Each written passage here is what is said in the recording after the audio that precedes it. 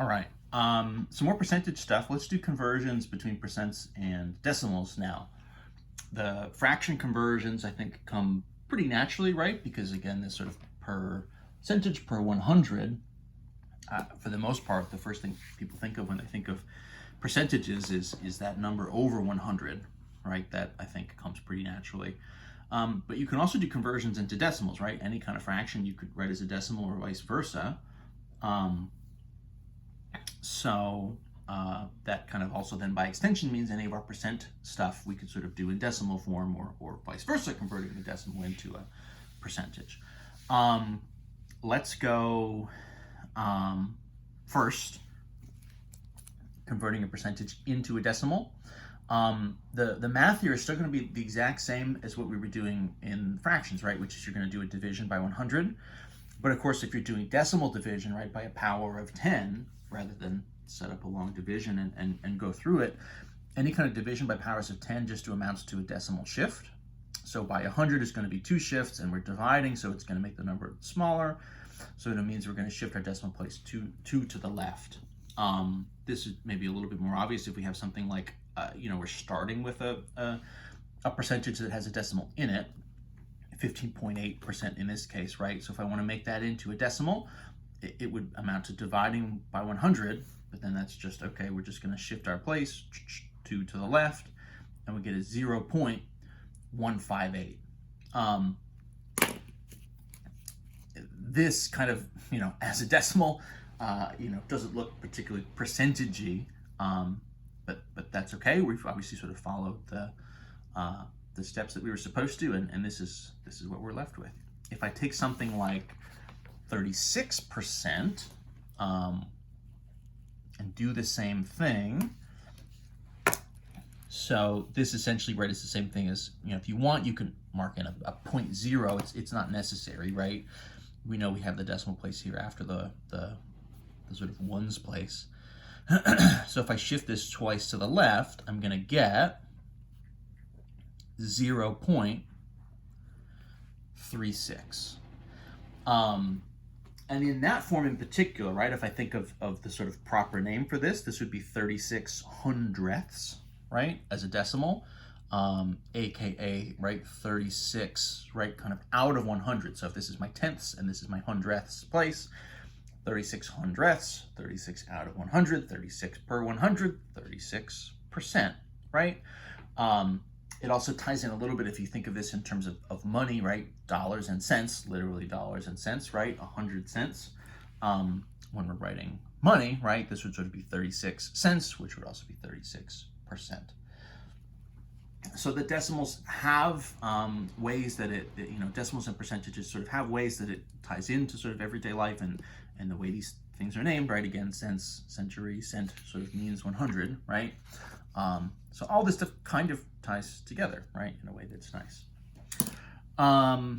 If I wanted to look at, with these decimal values, and if I started with something like, 0.25%. So now a percentage that's very small, right? You might say one of the tricky things here is to just watch and make sure that you're doing the conversions, moving them the way that you need to in each case.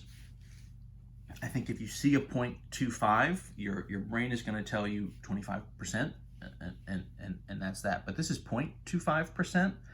And so what that means for us is if I start at 0.25 and then I shift 2 to the left, it's just going to get even smaller. That's going to be right 0 point, so shift 0.0025 as a decimal. So one thing that happens here is if you're starting with a small percent value, a sort of decimalized percent value, turning that into a decimal kind of doubles down on the smallness, and you get an even smaller and smaller number. So a 0.25%, right, is in reality a very, very tiny value, and we kind of see that when we have it converted. On the other hand, if we started with a fairly big value, if we go, over 100%, I don't know, 850% or something, right? So now I have a very big value, this of course, 850.0, right? If I shift this 1, 2 to the left, this is going to become sort of an 8.50, right? Or you could literally write it as 8.5. So the decimal version of that percentage would be an 8.5. This, again, sort of makes sense and tracks, right? The idea here is, anything 100% or higher is going to be sort of 1 or bigger, is going to be sort of a whole number or a number with a whole value in it.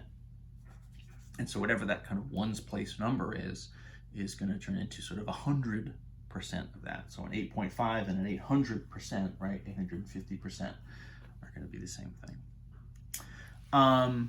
I'll just sort of quickly do if we wanted to convert the other direction. So that is if I want to convert a decimal value into a percent, if I want to go the other way, so then technically what we're doing now is we're multiplying by 100, the same thing as what we were doing with the fractions, and that's going to amount to a shift now of the decimal 2 places to the right rather than shifting it twice to the left. I'll just sort of run a couple of these relatively quickly, right? I think you guys get the idea. So for example, right, something like 0.79, right, as a percentage. So you're saying 0.79, right? This is sort of 79 cents. Becomes for us 79%, right? 79 hundredths. We get a nice sort of 79%. Super small stuff, 0.44 or something, right? Into a percentage. So same idea, if I shift this twice to the right, so that's going to become for us a 4.4%. So that kind of hundredths place becomes now your kind of ones place over here. This goes down to the thousandths, so you're still having some decimal values left over. Or stuff, right? Big stuff, let's say I just pick what about just 3 converted into a percentage? That's kind of silly, right? But a 3 would be sort of a 3.00, and so then as a percentage, this is going to be equivalent to 300%. So again, that might be an example from some sort of a growth example, right?